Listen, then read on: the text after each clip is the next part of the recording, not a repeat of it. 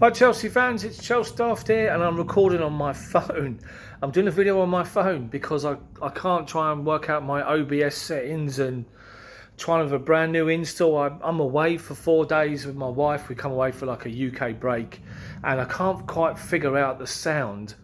I haven't really got time to do that, but I want to do a daily video for you just to give my side of things across as a thank you because of how popular my channel is becoming now with nearly 8,000 subscribers. Thank you all for subscribing. But I just wanted to talk to you about the certain sort of news items and things that I'm seeing, because I still think to have like content from me to you guys would be okay. So first and foremost, it's got to be the game on the weekend, and Chelsea did a great professional job. We got the job done. We got the 2-0 win. Wolves didn't really have a sniff in the game, and that speaks absolute volumes. And Chelsea have qualified for the Champions League, which is what we all wanted. And it's an amazing, unbelievable achievement for Frank Lampard, for Jody, for Chelsea and the players. And the only downside really to the weekend was the fact that Man United beat Leicester, which is a bit of a blow. But we would have bitten your hand off for 4th place, and we've got it. So we look forward to the FA Cup final, where Mason Mount and his little tufted beard, he's calling it his lucky beard, and he's going to keep it for the weekend. Obviously, he said it's not on the scale of Olivier Giroud, who again was brilliant at the weekend, but Mount's going to keep his lucky beard heading into the FA Cup final, where hopefully we can beat Arsenal.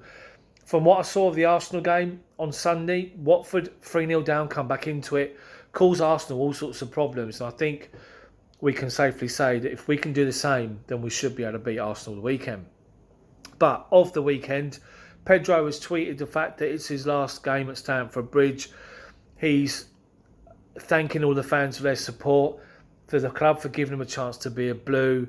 Always going to be his heart forever, and that's just amazing. Pedro has been outstanding for Chelsea. He's given us so many great memories, so many amazing goals, and we wish him well. And I'm sure that when he comes back to the Bridge in any capacity, he'll receive a rapturous welcome from the fans. He's not one of these players that would leave and when they come back they get booed. Won't happen with Pedro. He's been outstanding. So to Willian as well. Willian and his contract situation, and it looks as though a deal with the club is about to be done and dusted, and he's going to stay next season. Which, you think about it, I think that's good, because you think of the options that we're going to have next year. Natural wide players. Forget Werner. See Werner as the striker, replacing Batshuayi with Julian Abraham up front. Pulisic, Hudson-Odoi, Willian, Ziyech. 3 of those 4 can play number 10. Plus Mason Mount, plus, just interchanging positions is exciting. And I think Willian will sign a new 2-year deal with the option of a 3rd. And I think that's the way Chelsea have got the deal done. But I think Frank's been in his ear ever since they come back. I have been saying it for a while. I think Willian will stay at Chelsea. So to the situation with Kepa, now dropped at the weekend, understandably so. It's clear from that situation on Sunday that Frank Lampard's not having him. He's giving him a chance, he's not having him. And I think he's going to go. We've seen over the course of the last couple of days that PSG have been offered Kepa. They could have him if they want him. They're not too sure. It looks as though they're balking at the opportunity. But Villarreal, as we know, want Kepa, and they're talking about a multi-year loan deal, which might suit Chelsea with yearly payments to try and cover the massive outlay. 70 odd million for a 7-year contract when we got him. So that's the Kepa situation of him going. But coming into the club, there's reports again featuring Marina Granovskaya, and she's really going after Oblak apparently. She's negotiating with Atletico Madrid. She's trying to bring their minimum fee release clause down, or trying to negotiate a lower fee and then add-ons that equate to that contract. But Chelsea are not prepared to pay 109 million, and they're also eyeing up Dean Henderson and Man United, who's stalling on signing his contract, believe it or not, because he wants assurances that he's going to be featuring for Man United and not just be sitting on the bench. But he's aware Chelsea are interested, and Chelsea are reportedly willing to offer 55 million to Man U to try and sign him. So Man United are going to be in a bit of a difficult position if you think about it, because if they're going to have a player that doesn't want to stay because he can't be guaranteed number 1, are they going to try and convince him to go out on loan again? Or will he say, that's it, I just want to cut ties and go and try and forge my career at somewhere else and be the number 1? And he can do that at Chelsea. So there's reports that he's stalling on his contract, and I wonder if that's got anything to do with it. Apologies for this angle. Obviously, I'll try and come up with something better in the coming days. I've got basic equipment, which is why I'm having to use my phone. It's ridiculous, but we'll get there.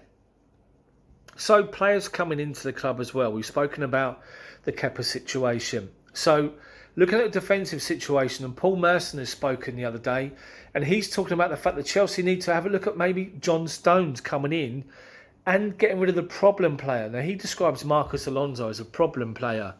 And I think I agree to a point. And I agree to the point where we're talking about a left-back position and Alonso playing as the left-back. I agree with that. I do agree with Merson saying that that's the problem. But when he's a wing-back and what he's offered Chelsea in recent weeks, what he offers in the wide areas going forward, and actually think about when you've seen Alonso on the ball, his skill, his technical ability is outstanding, by the way, and no one ever talks about it. But Alonso is an outstanding player as the wing-back, not as a defender. So I do get the point that Chelsea need to look at a left-back maybe, a settled left-back in a back four. But what Alonso offers us going forward in the wide areas and his influence in and around the box, I think is massive. And I think Frank trusts him in that position only. And I think he will stay. So I can't see the Stones option. I don't think John Stones is a great defender. I think he's someone that is more renowned for his ability with the ball at his feet. I don't think when push comes to shove, he's going to throw himself and put his body on the line like John Terry, like Carragher, Ledley King back in the day, those type of centre-backs. I don't see John Stones being that particular person. So let's be honest, he was signed for big money by Man City. If Chelsea go in for him, Man City won't want to sell him to a rival for the same amount of money. They're going to look for extortionate amount of money, and I just can't see it happening. I really can't see it happening. Let me just have a look on my computer at other stories that I've seen. Apologies, I know it's very, very basic, but I'm just trying to do the best that we can. Also, Ben Chilwell. That's someone I wanted to talk about with you guys. Now, Leicester missing out on Champions League and finishing Europa League. Does that make a difference to the player himself? Is he committed and tied to Leicester and the project that Brendan Rodgers is building and started there this year for the long term? Will he be happy with going Europa League with Brendan Rodgers and Leicester? Or is he at the point where now he's sort of saying to himself, I want to be Champions League. I want to test myself at that level. Because if he does, then he'll jump ship. So could he be back on the radar for Chelsea now? Bearing in mind they've missed out. After being in the top four for God knows how many days, nearly 300 days, they've dropped out at the final hurdle and they blew it. Does that matter to Chilwell? So if he is available, will Chelsea go in there and forget the likes of Cucurella at Villarreal? Will they go in for Tagliafico at Ajax, who's the cheaper option around 30 million? Or Chilwell? Because Chilwell's always been the number one target. I just wonder if what happened at the weekend will have an influence on him as the player first and foremost, and Chelsea and their approach to the window. What do you guys think? Post your comments on anything I'm talking about in the comments section below. But also there's the Kai Havertz situation now. Now we've seen, which is brilliant, Timo Werner arriving in London on Sunday, being at the Chelsea Wolves game, speaking to Chelsea TV, comes across really, really well. Talks of obviously the fact that he was impressed by Frank Lampard, he's excited about being at Chelsea. And of course, Werner, with Pedro leaving, will take Pedro's shirt, which is his favourite number, number 11. So it all fits into place. But the Kai Havertz situation, there's reports. Now Chelsea have qualified for the Champions League. That negotiations are accelerated to the point where everything is done apart from a fee being agreed with the club. Leverkusen is still looking for 80 million. Chelsea are trying to broker a deal worth 70 million, which also includes add-ons. So it's believed that the Havertz deal could be completed or be pushed to completed this week before he plays for them again in the Europa League. So we just have to wait and see what's going to happen there. But if you think of our outlay, we've signed Werner and Ziyech using the Eden Hazard money, which is fantastic. So we've still got money to spend. So are we going to go out and get Oblak, go and get Havertz, and then go and get somebody like Chilwell and spend another possibly 220, 250 million? I'm not so sure. I mean, what do you guys think? Post your comments in the comment section below. Thank you so much, guys, for watching this extended basic video that I'm recording on my phone. To be honest with you, I brought my laptop, my camera. I've just got the Logitech camera. I haven't got a DSL, whatever it's called, one of those flashy cameras. I've tried to figure it out. Obviously, I'm aware of my wife, so I haven't got a lot of time to do this. I can't be spending half a day trying to sort it all out. So I tried it on, but the sound was awful. So I'm just trying it on here. So hopefully you guys enjoy it.